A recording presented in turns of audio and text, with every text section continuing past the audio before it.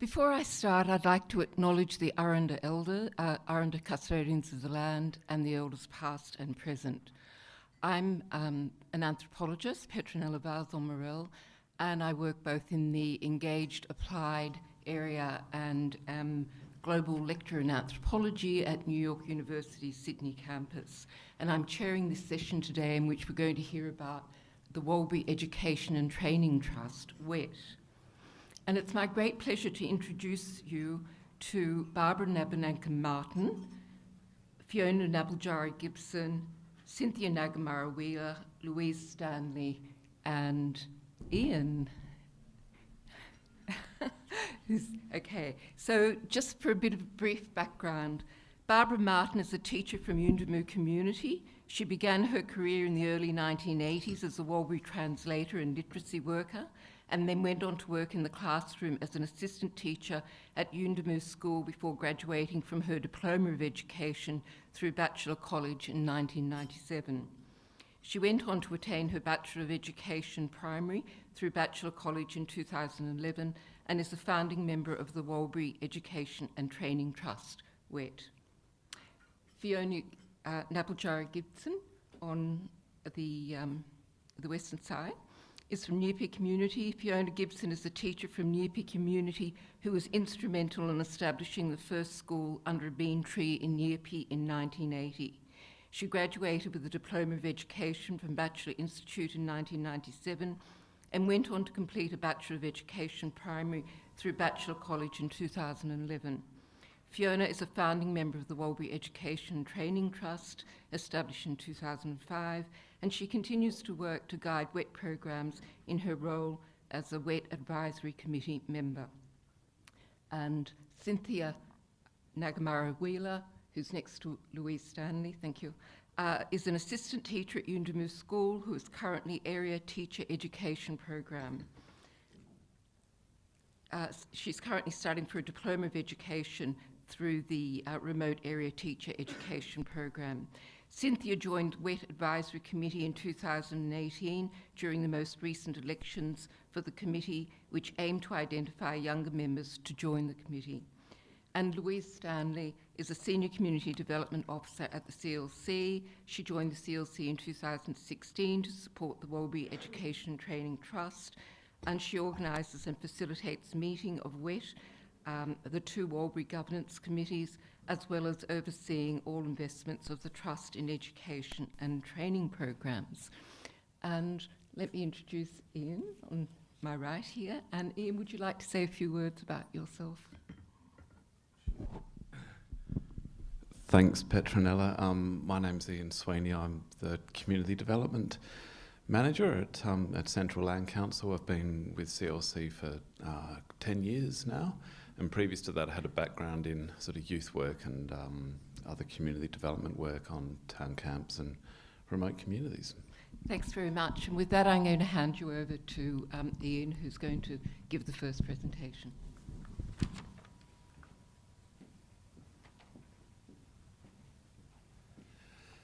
Thanks very much, Petronella, and I'd just like to start by acknowledging that we're meeting on Aranda country today, and we're very, very lucky, those of us that live here and work on Aranda country as well. I also wanted to reiterate Kevin's comments about CNTA as well, CTNA, sorry, that we find this a really great forum of meeting like-minded practitioners, and we really look forward to those partnerships with Queensland South and others that that we've met through this forum, and we feel that we get a lot for it. So a big thanks to Julie and Nick for all that they've done to bring us together. So as Petronella said, I'm just going to give an overview on the community development program and just give a bit of a context for which, and then I'll hand over to the WET Advisory Committee members to talk about the development of their program. The community development work at Central Land Council started with the Walbury educators approaching the then director David Ross about some support to use their royalty money in a way of generating broader community benefit. And this way of working was really new in the field, and this way of working with income first and then planning for ideas with it was something that there wasn't a handbook or a precedent for working with. So it's been work that's been developed as we've gone along with it. The work started in 2005 with the WET project and the Uluru Rent Money project. And each of these projects has quite different characteristics, and I think that we've developed this work to fit this context, which I acknowledge a lot of it is that land rights context. And sorry, it's a bit short. That land rights context, which does give people much stronger rights to work on, but we also do a lot of native title work. So I hope there's, even though the context is quite different that we're working in, I hope there's lessons from this presentation that will resonate with you.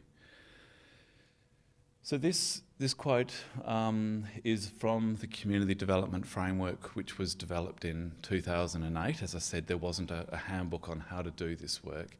And so a handbook was developed, a framework was developed, so we could be really clear how we worked, so staff were clear how we worked, and constituents were clear how we worked.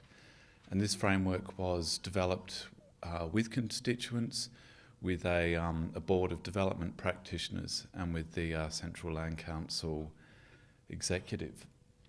Do we have a clicker to shoot over slides? So this is just a really quick summary of the framework. So our goal is self-explanatory. It's really about people being able to live well in those two worlds. The 4 objectives that we have up there can be summarised as firstly as governance, which is that first objective. The secondly, we have those projects that groups develop, and then thirdly, we have the monitoring and evaluation work that the unit's been doing since 2010 to develop an evidence and develop a really strong story about the work and its effectiveness.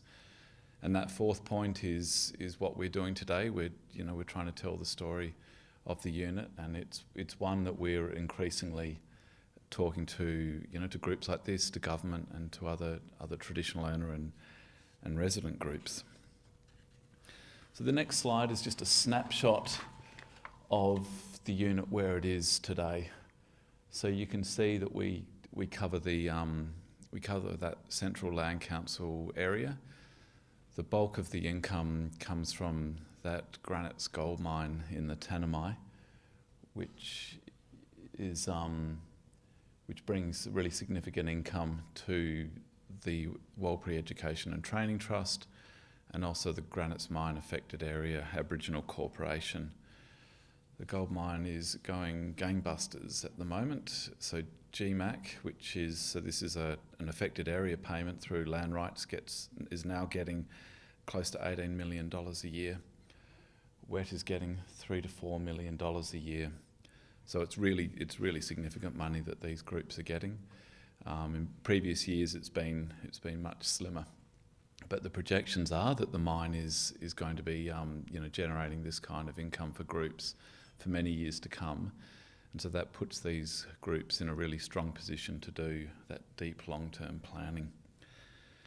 So the area to the east is mainly native title, and I think a lot of people know that native title makeup, where the money's much smaller. There's pastoral income, a bit of mining exploration, and community lease money, and also income from the National Parks Joint Management Arrangement since 2010. So typically those groups in the east have more like $50,000 to $150,000 a year. Some of them have as little as $5,000 a year. The southwest region is largely characterised by the Uluru Rent Money project, which brings an income of around $1.5 million a year, which is divided between Mutijulu community itself and then that broader traditional owner group stretching into the northern Pitjantjatjara lands. So one of the key things about this work is you just get a sense of that, the difference in the money across the groups, and there's very different dynamics with the group. So it's really crucial that the work is tailored towards those groups. It needs to be highly flexible and adaptive work, but we still have those same principles that underpin it that were outlined in the framework, but really key to that supporting of local decision making with those groups. In terms of our staffing, when I started 10 years ago, there was 7 staff. There's now 19, soon to be 20, and to continue to grow as that income grows. So we're experiencing a period of rapid growth, which brings its own challenges, but I won't go too much into that today. I did want to touch on that we have started developing a community development network, or a community of practice with NLC and their community development unit. We've also regularly met with APY as well to discuss this work. And now, as Kevin and Felicity were mentioning, we're starting to work with Queensland South as well, which we're really looking forward to. So the governance arrangements is a key part of the work. As I said before, it's really crucial that you respond to each distinct local group. You can have a whole variety of governance arrangements for these groups. Obviously it starts with the forming of a governance group, and so for a small traditional owner family, this could be quite a flexible, more of an informal arrangement of family. A large community like larger money for the GMAC money, where there's a really diverse community. It might be a more contested secret ballot or consensus, or a mix of both for those arrangements to be established. It's often much more of a rigid arrangement that's set up as well, but and there's really everything else in between with the other groups. And I thought that Tony made a comment yesterday that really resonated about communities needing to be given the time to adjust and develop their own structures. And I think that's a key part of our work, and something that we've learnt as we've gone along.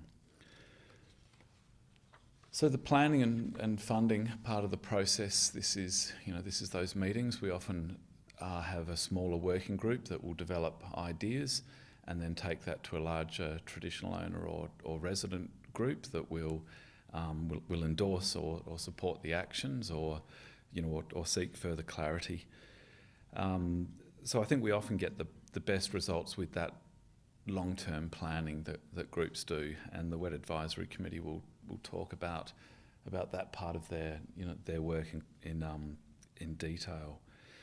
So we have developed a number of tools to help groups with this process, and this is just one example of a way of talking about long-term community benefit and planning. It's, I think, something that we've got better at doing is supporting groups to manage that rush to meet immediate needs and try to plan to address those longer term, often structural issues that can support sort of better community life in a more sustainable way. We've also developed a facilitation handbook for staff as well, about how to be flexible with the facilitation of meetings, and also a whole bunch of thinking which is constantly evolving. And then there's the outcomes. So across the groups, there's really diverse projects that groups do. There's some community development news is on everybody's table, which capture that diversity of work that people do. But we have everything from secondary school support, building swimming pools, homeland repairs, sports ground upgrades. There's a huge diversity of projects from different groups. And this measuring of impact is something that we're getting better at doing as well with our monitoring and evaluation, and something that we're looking at now that we're getting more resources to do this work is how to best measure this work in in what's often quite a busy and complex environment. So I'll hand over to Barbara, Fiona, Cynthia and Louise.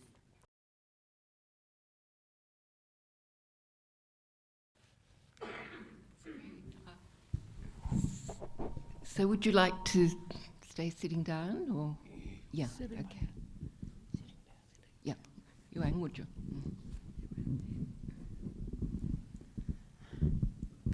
Yue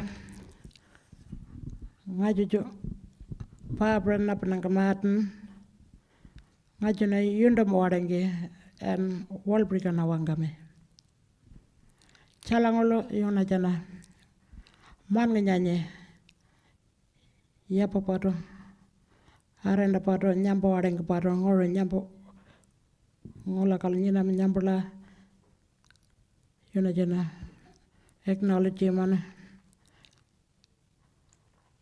past and present. You are Nyurwano, Mana Jalang Jalangwano. My name is Barbara Napnanga Martin, and I'm from Yundame, and I'm a Walbury speaker. I've already acknowledged the traditional owners, yep. In 2001, a group of Walbury teachers asked CLC to help invest royalties from the granite coal mine for education. CLC helped us, Walbury teachers and traditional owners of the granite coal mine, to set up the Walbury Education and Training Trust, WET, in 4 Walbury communities, Lajamana, Yundamo and Nyirpi and Willara. We were a group of educators that worked in the 4 Walbury schools, and every year we all got together in Lajamana and Yundamo to have Walbury Triangle, Walbury Baraklang workshop meetings. Through this Walbury Triangle workshop, we formed a group of Yapa teachers to make up an advisory committee for WET. After that, those consultants came and helped us. They talked to us about this funding that we will use for education. They went around talking to people, interviewing people about how to use the money. They listened to what Yapa people wanted for education and came up with some ideas for projects that WET could fund.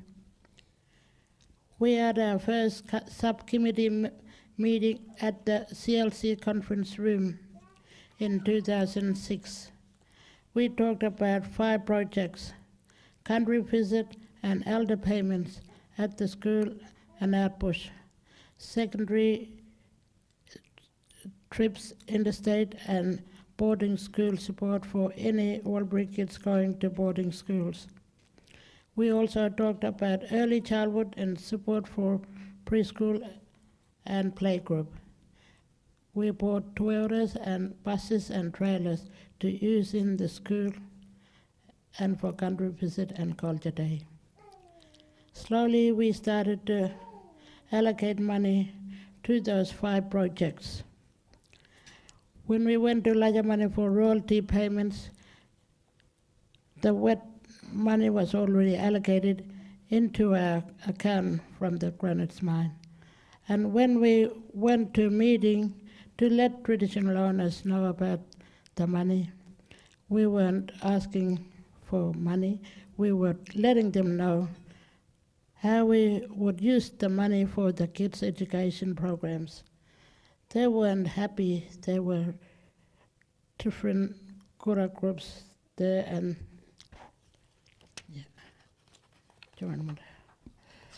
weren't happy about giving that money to us because we were already earning money from the schools as teachers.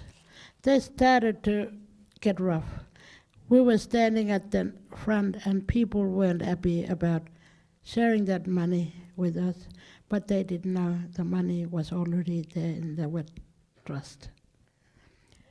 We tried to explain. We had posters, DVDs to show them,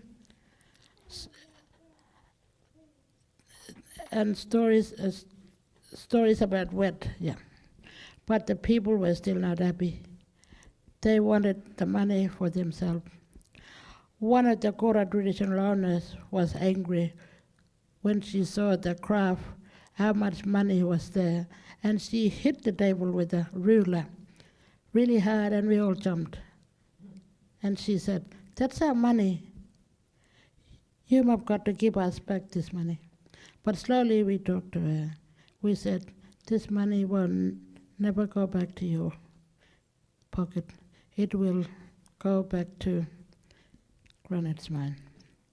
Then when we had a second meeting, we decided we could invite 8 executive members from Kora to a wet meeting in Alice Springs to tell them the story about the money and the programs.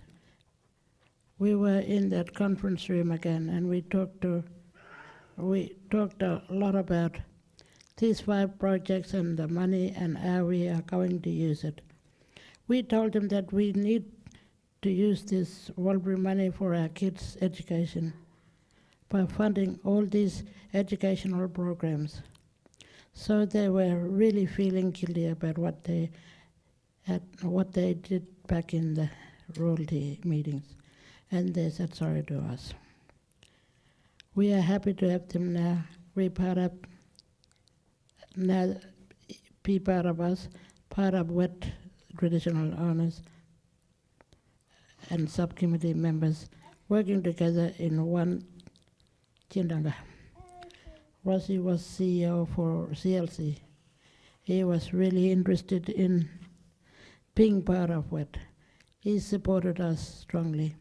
He would come to our meetings, and we had someone from education department in the government to be part of that group. He would also talk about important things in education.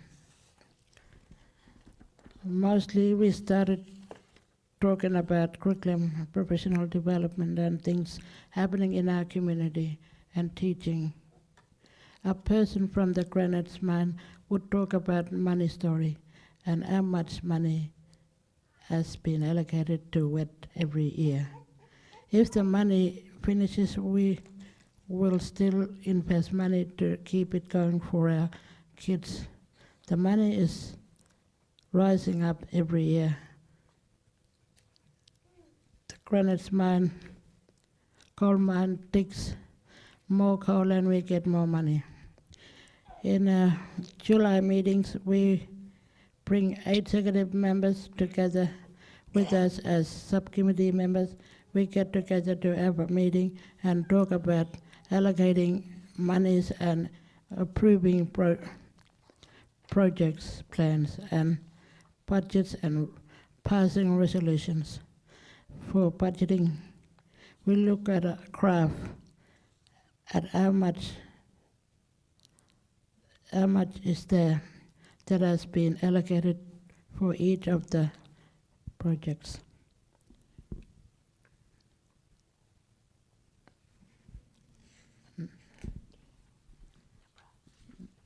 Now I hand it over to Fiona Morris.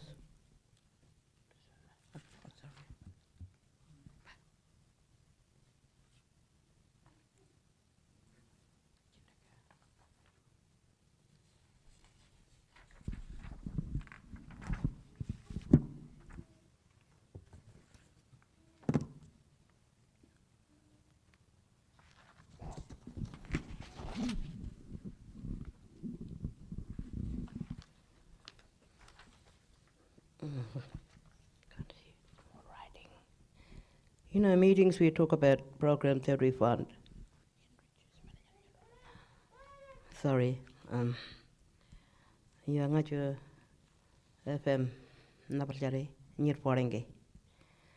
And saya mangga yang gay kunal jana man ngunyanyi nyam poreng baru haran dapat nyambla ngurunga. What I said, my name's FM, and I'm from Nyirpi, and as I said, I'd like to acknowledge the traditional owners, past and present, and emerging from this country. Yeah. So I'd like to talk about how we got into this Indigenous Governments Award in 2018. So in our meetings, we talked about each program that we fund, how much the program is being funded. We talk about resolutions. There's always someone who moves it and seconds it. That is how we learn through these meetings. Have to have a strong governance meeting. We learn from each other, and we learn from officers from CLC. We had so many meetings, and we have learned through that. And our governance is so strong because we ladies make things happen. WET subcommittees members also go on trips to talk about WET, presenting at conferences to share our stories to other people, and WET has won an award for our governance. So at first, the judges came to see the work of what WET was doing and talking about workshops. So we had a workshop at Yundamu with the other three groups from Nyirpi, Willara, and Lajamanu. We talked about how we used the money on projects, etc. These judges at Yundamu, they visited the school, and they visited the PRDU, Bilingual Resource Development Unit, and that's where they make like a lot of books, resources for the like small communities like Nyirpi, because we haven't got a like teacher English, that's why. So we make all our books there and they bring it back to us. And they looked at the classrooms, they looked at the children's work, what they do on language and culture. And they did a special culture day for those judges. And by the time they were also interviewing people like Yapa, which is like indigenous people, and Yokarias are non-indigenous people. And then they came back to our workshops, like taking videos of us and interviewing us to the wet mob.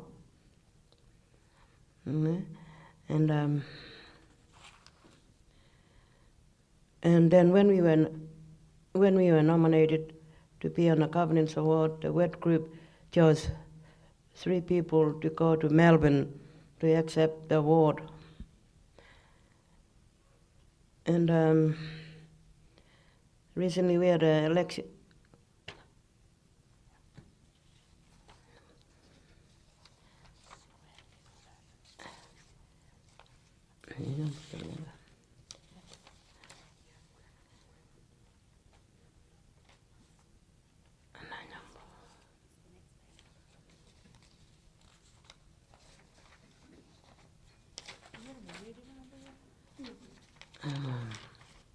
Recently we had elections and we decided to elect young people.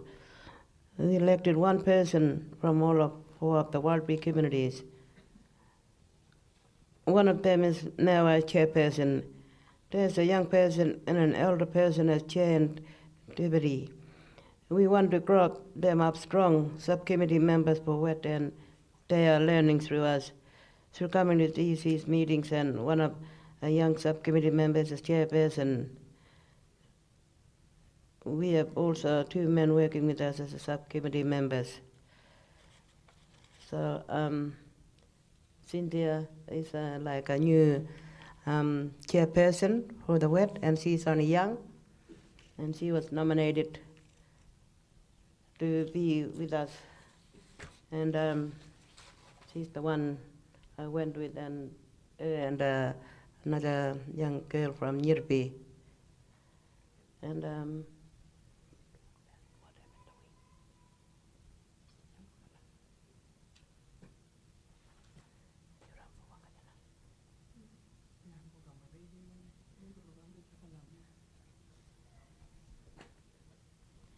so in our meetings we talked about each program that we fund.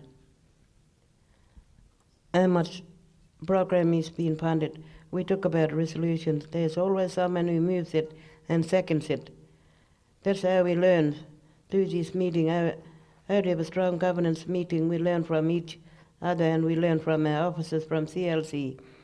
Those CLC staff talk to us and organizes our travel and tell them what we are going to talk about. We listen to the information that CLC brings about each of the programs and how they are going. We need to know what they teach us, and we need to listen and learn about it. We teach others and share ideas with each other. We have so many meetings, and we have learned through that, and that our governance is so strong, because we ladies make things happen. WET subcommittee members also go on trips to talk about WET presenting at conferences and share stories to other people, and WET has won an award for the governance.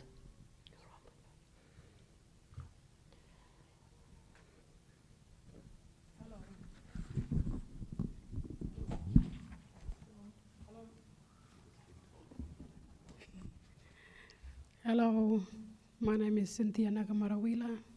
I'm from Yundamu, and I also teach here 5 and 6. Why I became a WET member is by watching and joining in meetings and the programs and projects was running for 4 Walbury communities, Lajamano, Yundamu, Nirpi, and Woollera. I felt really interested to join this team, so I got elected as a young chairperson. So I've learned so much alongside with Barbara Napananga and FM and other members. So I'm still here and want to keep up.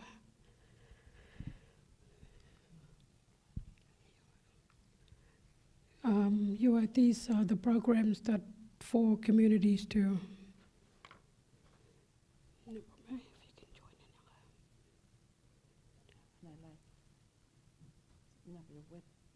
join in painting. Yeah, WET painting way mo wang kami. Nyambana.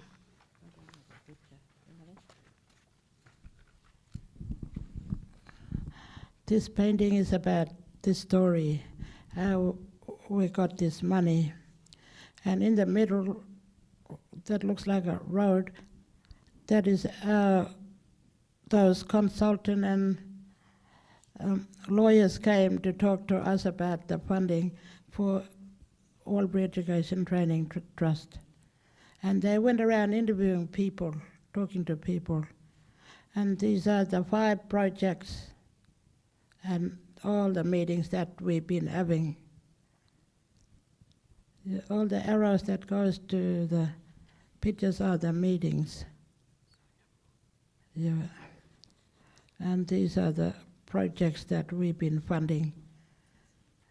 Yeah, that this story is about that.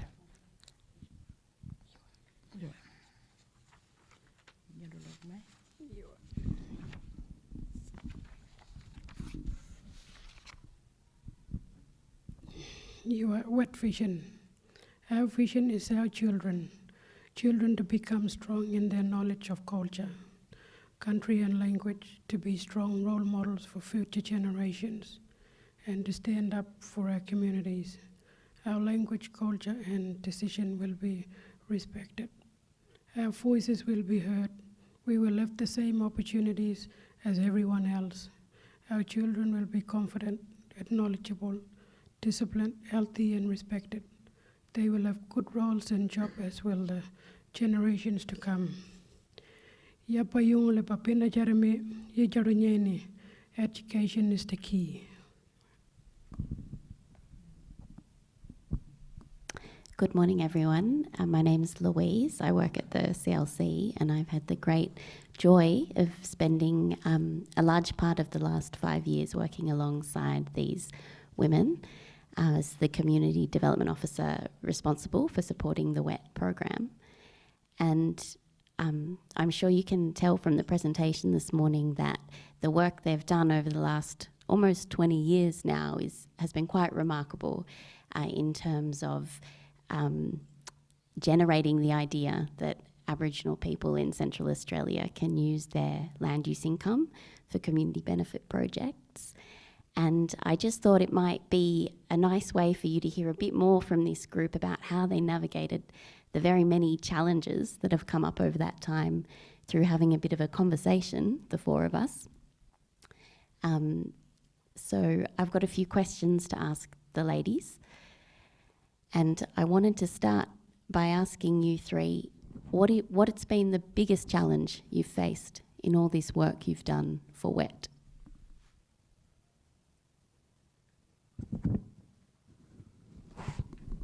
Yeah, big challenges for us were talking to traditional owners. It was really hard to stand out in the front with lots of royalty traditional owners, and they were looking at us really hard, and we felt really frightened a little bit, but we stood up strong. And there are other challenges, like when we talk to each other and we talk in meetings, that we need to, if there's a question for us to talk, we answer them, and we take turns. But before we do that, we had to make a protocol that we're not allowed to answer phones. We made a rule about that, and we had rules. So sometimes we had to get the chairperson, and we got to talk through the chair. But sometimes we rush, we talk over each other.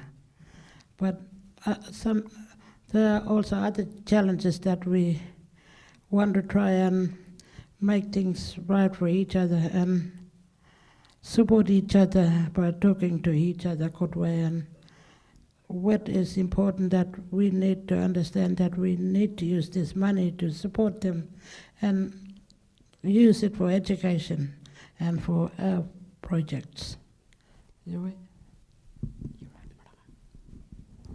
And Barbara, where did you get the idea to do that work to support all 4 Warlpiri communities with that WET money? And how did you help those Kura traditional owners think that it's a good idea too, not to just focus on what they needed right now, but to be doing that long-term planning for kids' education? What we did, we had to bring 8 executive members to our meetings and had talked with them. And we told them stories about how we can use this Warlpiri money to support their our kids' program and projects.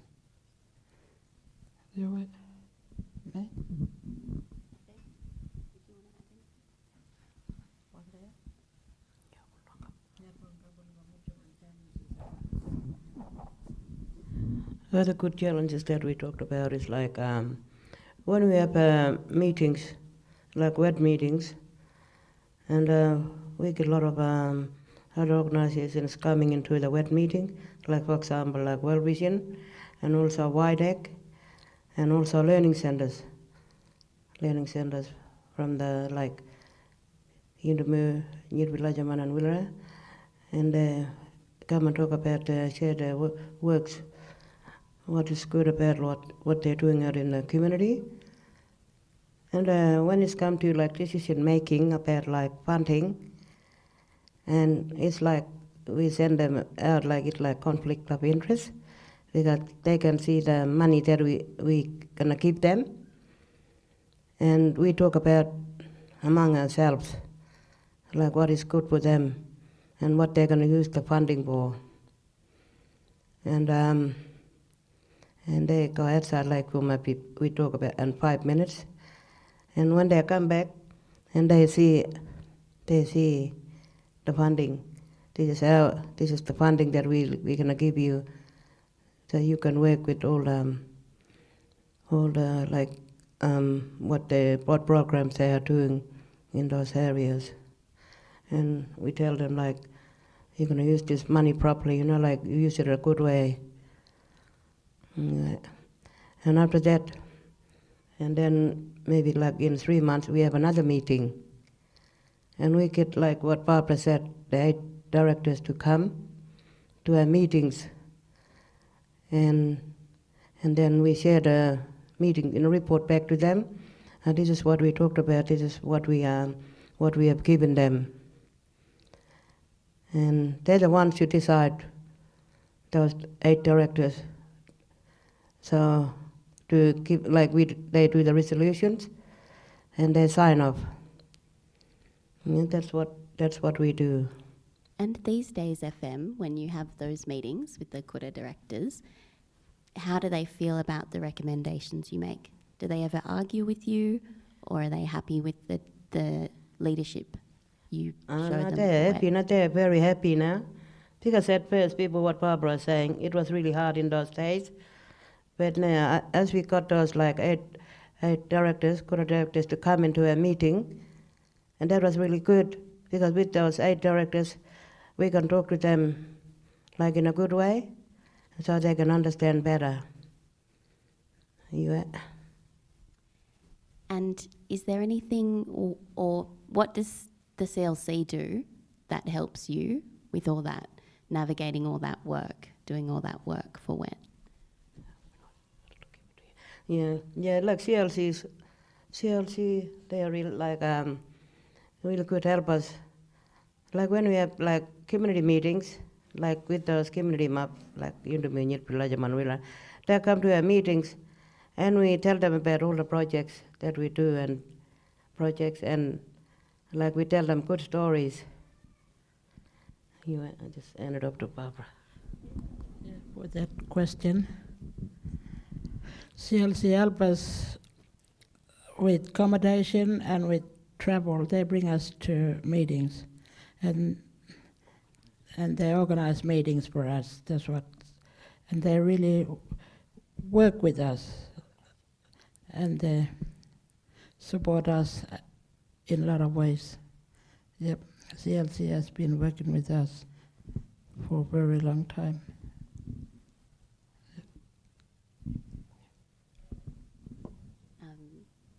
And what about what are some of the challenges in trying to share the work about what you do with WET in all those 4 Walbury communities? Trying to let everyone else know what's happening. Yeah, we had challenges about secondary age kids who have been going to boarding school for their education, and parents come to us and they talk to us about, is my son's name or my daughter's name on the list for this WET money? And we talked to someone who run that, and she's got a list of all the students' names from different boarding schools, and she tells them, because they come to us and my kid is Walbury and I need that kid to get that Walbury money too from education. But we talk to them good way, and sometimes we take them to, so like for example, Karina, who has been running that for education, and sometimes they come to talk about interstate trips for secondary age kids. And we tell them this is what what gave them for that trip. And if your child is going on that trip, she or he is all right. Yeah, many they come and talk about their kids' education and about their trips. And is there anything else you do to try and make sure that other Yapa know what's happening with WET and all those different WET programs?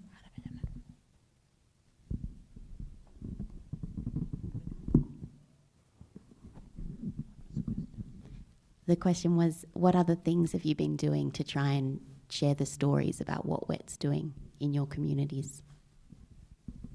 Yeah, for example, like we've been telling them about like stories about like inner communities, like maybe about like if there's because we got a bus at nearby, and some of the people there in the communities been asking us, can we use this bus to go out shopping, or to football or softball?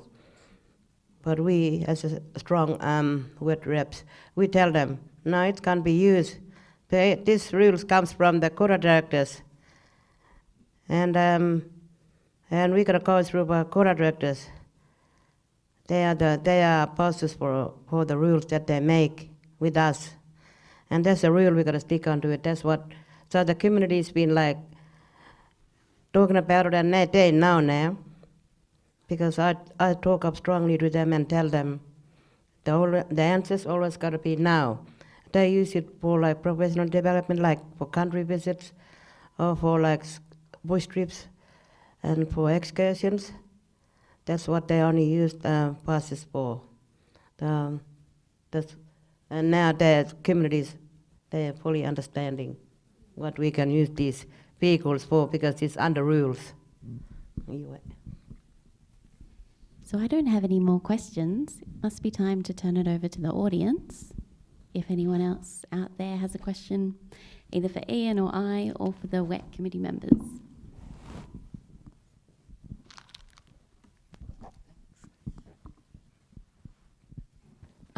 Before perhaps people have some questions, I'd just like to say that I worked on the WET committee from 2013 for a few years, and I can testify to the incredibly amazing work that you all do and what a difference it makes to the 4 Walbury communities. Ngujunyenyi, Kandapatu, Yuai. That was a really wonderful presentation, thank you. And I'd just like to also say something about the learning centres. You might not be aware of it, but in the Northern Territory a number of years ago, the NT government decided that they were only going to fund infrastructure within certain growth towns, which were like the old settlements like Yuendamu, Alikarang, etc. And it meant that places like Nyirpi and Woolara were completely without any resources or supporting for infrastructure. And so through the WET committee, they actually raised money for the Woolara Learning Centre and the Nyirpi Learning Centres to be built. And what these learning centres are, they're facilities, beautiful buildings that have got computers, etc. in them for adults, people who are not going to school, etc., to do all manner of things.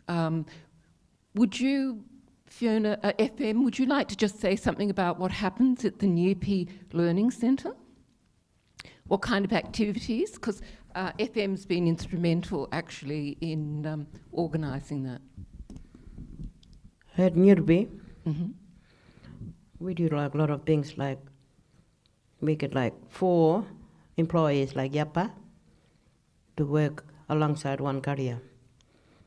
And in the learning center, they do like internet banking, learning there, and like what they need, anything for help, like the computer, they come and use the computer, like the kids come and use, like when they finish school there, like there's a lot of things they do, like reading books, like unlock literacy they do there, they do Walbury in those hours, and they do a lot of things, like help with a lot of things they do with eBay and all that.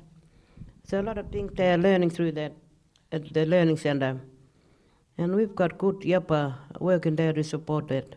That's what we do at Nyirpi. Yeah, and you also, I know in the past have done art activities as well and cultural activities there, and it provides great employment. And I know at Willara, it's just this incredible community resource. It is the only place in the community where people can gather in a building, and it's called a learning centre, but its function is actually more as a cultural centre where people can exchange knowledge and share things. And one of the things that the Walby Education Training Trust did was actually fund a cultural mapping project at Willara, which has been absolutely kind of incredible for the community, and they invited me, this is after I'd been involved in the WET community, to work within the community on the cultural mapping project, taking elders out with younger people, multi-generational, to visit sites on country to transfer knowledge, this sort of thing, and creating maps, a large canvas map with the sites and the dreaming tracks on it, as well as entering data onto computers, recording photographs, videos, all this sort of thing. And since then, it's been funded by GMAC, but many of these projects they have made just an incredible difference to these communities. Would you like to say anything more? The other thing that I want to talk about for the learning centers, it's been funded by the wet money. It hasn't been funded by like non-indigenous money. It's been funded by the wet money from the gold mine, and that's how the learning centers work. Not the center, Dr. Barbara. We also got a learning center at Yundama, and we have been partnership with Bachelor College people, and now Yundama Learning Center is a partnership with WIDAC now. There was like Yundama and Lajamano, but Lajamano moved back to Bachelor. Because why we need Bachelor and WIDAC, we need training providers who can help us in Learning Center for giving trainings for a lot of young people in learning centers. Learning centers were funded by wet money from the granite gold mine. And yeah, even Willara got one learning center, and they used this for like playgroup and teaching preschools. Yep, and also Lajamano got one too. And see, in 4 Walbury communities, we got 4 learning centers that we run it different way, but with the support of Bachelor College or WIDAC. Yep.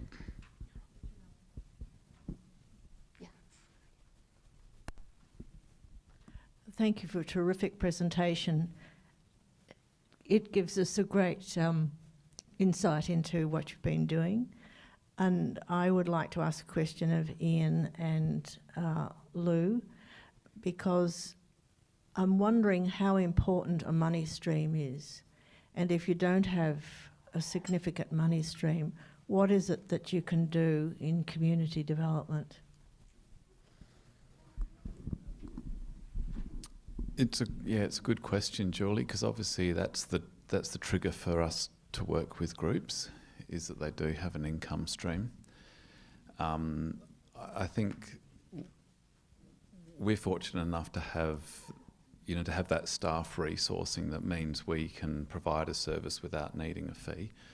So I think we're in that position where we can do governance work with groups beyond the income that they've got. Even with groups with pretty limited income, we've been able to leverage some good funds from government for projects. One example is Yipirinya National Park. Emily and Jesse Gap, TOs are building a walking path between the 2 gaps, which you can also you can ride bikes on as well. And we've been able to leverage money from the NTG.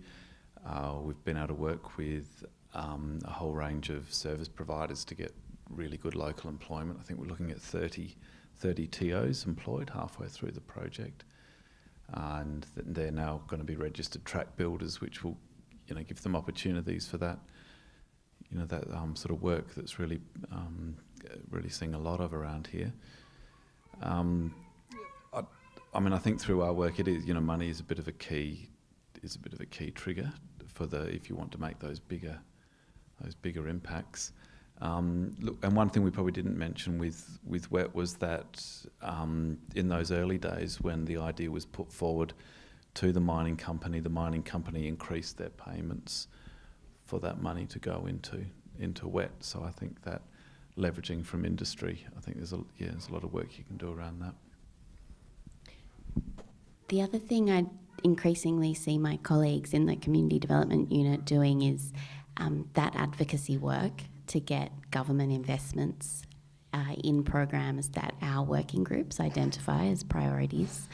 And it's hard work, but even in the early days of WET, when the income was not so large and we all thought the gold mine was going to close, there was some successful work these ladies did to seed fund the construction of the Learning Centre at Woollowra and then attract other funding sources to help complete that project. And we do see quite a bit of that within our team now, using whatever limited income is available through the land use income streams to attract that bigger investment and to get the priorities that our constituents have on the radar and front and centre in government planning processes. Thank you. Any questions from the floor? Yeah.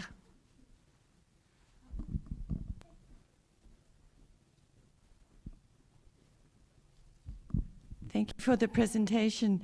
I was very interested in the comment made by the last speaker that the rules helped you govern the use of the bus and that the people couldn't just co-opt your bus. And I just wondered who adopted those rules, and it sounded as if they supported you in making a firm decision that the bus should be kept for the use for which it was acquired. The rules, it's been like made by the Gura directors. Those people, they give us money. Those are the rules.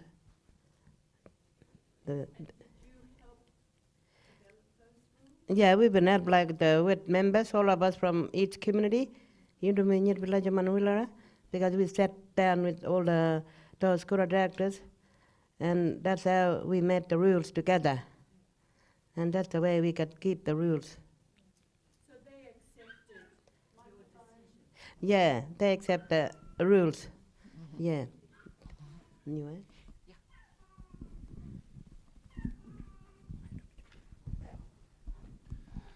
Thanks. Just a quick question about the mine, the Granites mine.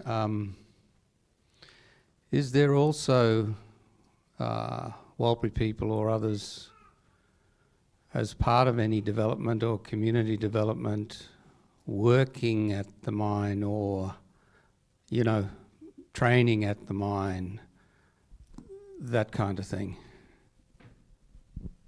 Not as many as there should be. There's a very small. There's the Yappa crew, but I think the mine could do a much better job of employing Yappa and Indigenous people generally on the mine. Do they see that as part of the working relationship, or do they sort of have reasons why they find they can't have more Warlpiri people working there? Yeah, it's a good question. It's a hot topic in our meetings with the mining company. I think there's a will in some parts of the organisation, absolutely, and I think there has been some good success stories, but as a land council, we feel that they could do a better job of the employment. I think Barbara's going to add. So we do have lots of young people in our communities. They need to go through consultation. at each community if they want to go out to mine. But they need to be taught how to be safe, and they need to know that they need to wear shoes and proper clothes for mining. But some young people aren't interested, and it is really hard to get young people, young indigenous men to go to mining, to work there, because they also think about dangerous things like big holes and big trucks. But they don't have those kind of license to drive those mining trucks. They need to go through training first. And they maybe need something, a legal card, like for example, they need OCA card to work with the children in the school. They might need something like that. Thank you for that presentation. It was a result of very deep thinking and action, but I'm quite interested in Murijulu, and particularly probably Ian and Lou, your reflections on anything that's significantly different in the Murijulu gate money development work. It's a good question, Andrea. So Murijulu's, was the other project that started really in the early days of the program. The income is significantly less. I think what's probably really interesting about the Uluru Katajuda TO group is just a number of years ago they did a consultation with a whole lot of the different traditional owner groups. We were quite inspired by David Martin's thinking about building consent, and that group developed their priorities, their ARA, and have now been working quite strategically through that ARA in quite a methodological way. And I think it's starting to give a much more strategic focus. I think in the early days of that project, when we were all getting used to that way of working, there were some really good projects. The swimming pool, where we leveraged some money from the ABA. There was some homeland fix-up, some dialysis support. But I think this more strategic way of working is now leading to a much more similar way of working that that WET is doing. And it was interesting to me that the Murijulu TOs involved in that process did identify education as one of the key ARA, and many of the project ideas they came up with and funded very similar to WET's projects. So providing money to boarding schools to support their kids who are in attendance there, and doing bilingual resource production in Pitjantjatjara, Yankunytjatjara languages, providing money to the schools to go out on country and take kids out with elders, and I thought that was quite interesting. And there's clearly shared priorities across the region among our constituents.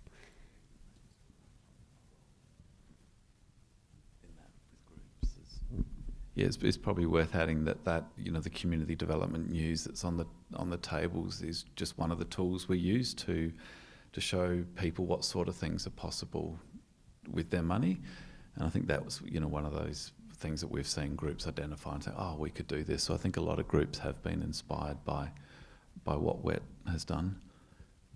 I should probably quickly mention that they just won an Education Excellence Award for the work they did through MPY Women's Council as well. Thanks very much for the presentation. I was really interested in the cultural mapping project that you referred to, Petronella.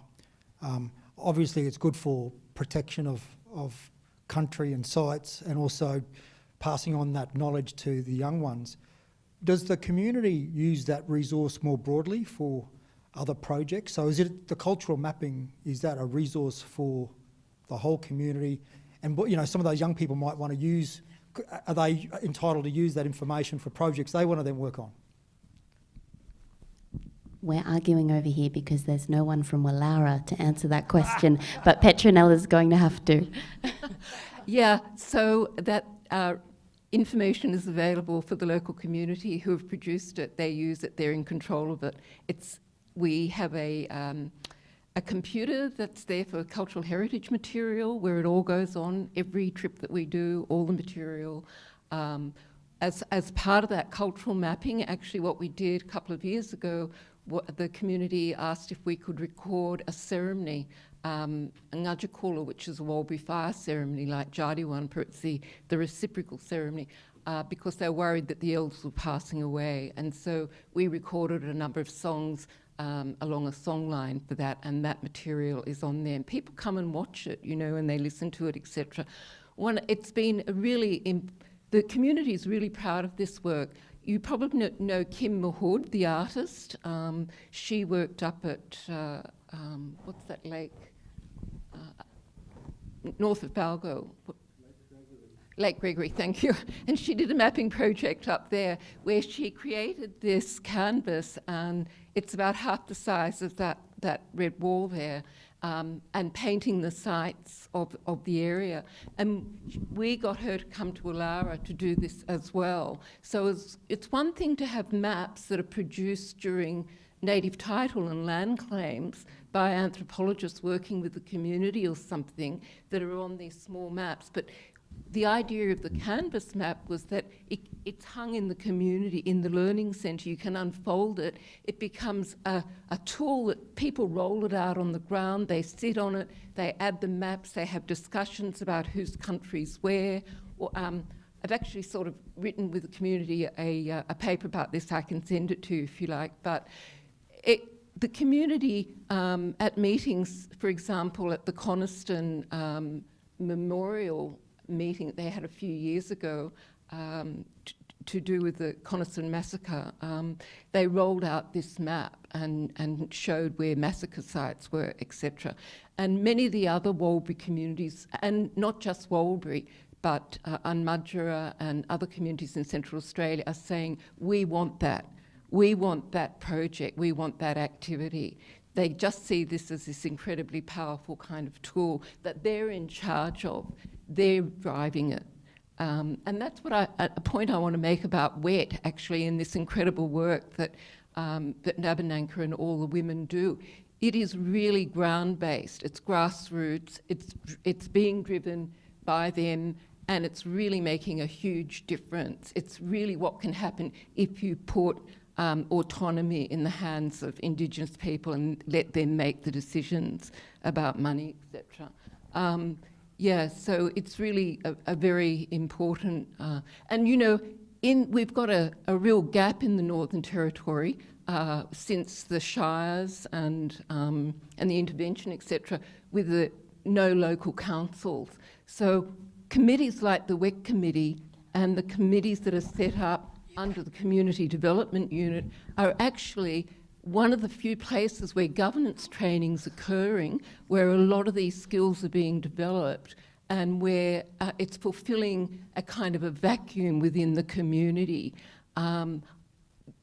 Obviously, it can't solve everything, right? But it's a really important thing. And yeah, the government, as Louise said, you're doing a lot more advocacy work, trying to influence policy. And this was something that I know, because I've done some monitoring work for WET, that really Walbury themselves said, we want you to influence government and say that this is the way you should be working with us. You should be consulting with us in this way and listening to us. I might add something there, Petronella. I've been reflecting on David Martin's presentation from yesterday morning, where he puts forward the challenges facing PBCs and Aboriginal corporations, and also the notion that participatory planning and capacity development processes can address these challenges. And I think that's certainly the example that WET has set, that long-term commitment to working with Aboriginal people in a capacity building framework can start to close some of the gaps that we're seeing in communities. But something that really strikes me as critical is that capacity building is not one way. It's not just about building the capacity of Aboriginal people, although the WET committee have shared this morning that they've learned a lot through this process. I think the capacity building is so two-way. And if I reflect on my own journey of arriving in Alice Springs in 2016 and being, given a job by CLC and, an agency agreement between CLC and WET and a trust deed, and my background with, a social science degree and some study in Aboriginal community development, that was just a start. And everything I have learned over the last 5 years has, been taught to me by Nabanunka and her colleagues on the WET committee about what Warlpiri aspirations are and how those outsiders in agencies like the CLC can support them. And it's, it's slow work and it happens over the long term, and it's about sitting and listening and not trying to rush so quickly to the answers. And the big lesson I've learned is that for this group, and you'll know this through your monitoring, Petronella, that the outcomes aren't just the, the education programs. It's not just in the learning centre or the upper employment, but it's in the process. Mm-hmm. It's in the respectful relationships when WET and CLC sit down together to share information. And that is so much of the outcome that, that CLC is trying to support through these processes. So that's just some of my reflections. Well, Napangari, you just talked about Charawanba, and you want Yapa to start that again. But I know, start working on Charawanba. Yeah. But I know that Nick Peterson have done that, and he knows about that. He made Blood Brothers, Charawanba and Ngajagola. Maybe I might ask you to talk about it, Jamajanba.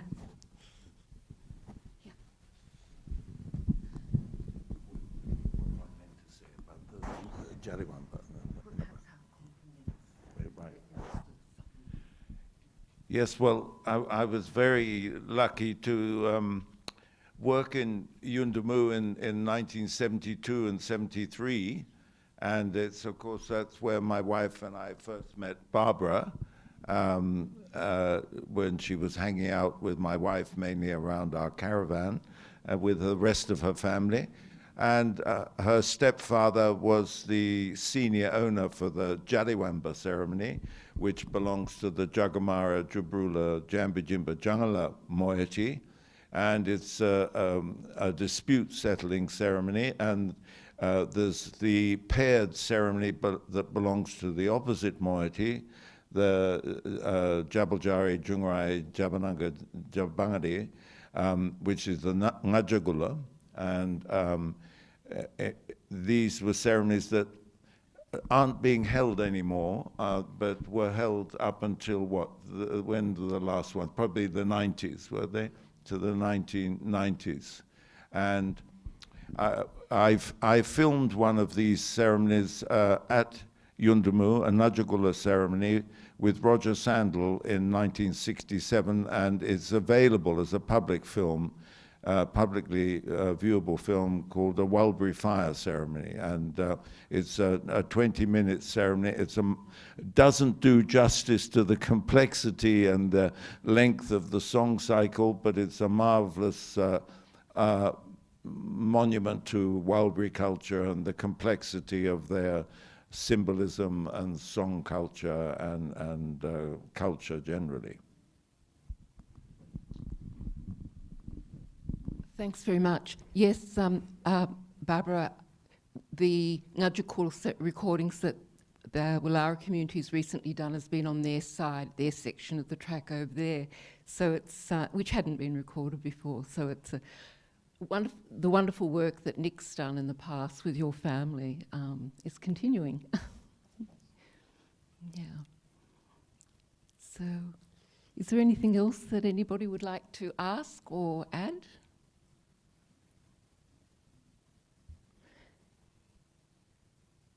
No, could we have a wonderful hand of applause for this fantastic presentation? Thank you.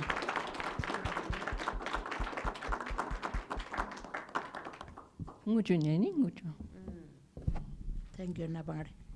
Thank you. Okay, lunch.